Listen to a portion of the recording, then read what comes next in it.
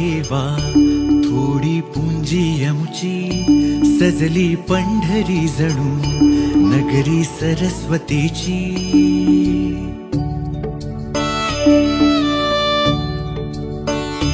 थोडा तुमचा ठेवा थोडी पुंजी यमुची, सजली पंढरी जणू नगरी सरस्वतीची। मिळून सारे चालूया ज्ञानाचा हा सोपान, पुस्तक आदान प्रदान, पुस्तक आदान प्रदान।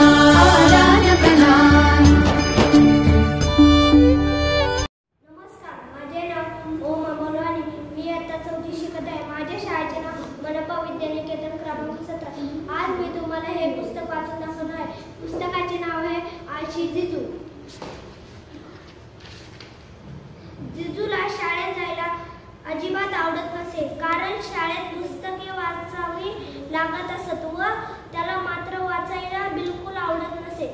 तो नेहमी शाळेत उशिरा जात असे। एक दिवशी जिजू रमत गमत शाळेत जात होता। त्याला एक शेत दिसले। एक लहानशी माशी त्याच्या जवळून उडत गेली।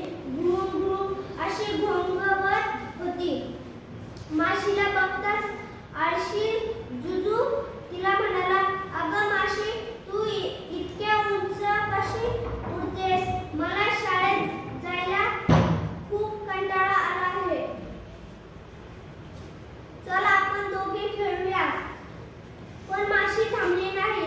मला उशीर झाला आहे, मी वेळ वाया घालवणार नाही। मला लवकरात लवकर माझ्या घराकडे पोळे पोहोचवायचे आहे। असे म्हणून ती माशी उडून निघून गेली। जिजू हळूहळू पुढे जाऊ लागला। वाटेतील छोट्याशा ओढ्याच्या पुढे गेला। इतकाच तपकिरी रंगाचा एक छोटा पक्षी त्याच्या जवळून गेला। चिकचिक पक्षी मधुर आवाज काढत होता।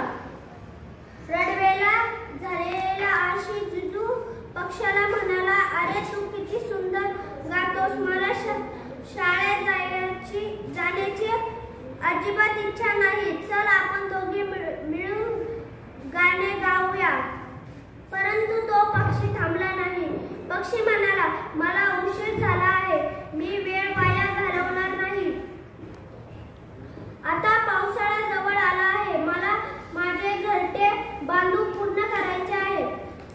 निराश झालेला जिजू तसाच पुढे चालत राहिला। चालता चालता तो गावातील विहिरीच्या पुढे गेला। वाटेत त्याला एक मोठे गाढव धावत जाताना दिसले। गाढव ओरडत होते। जिजूने गाढवाला आवाज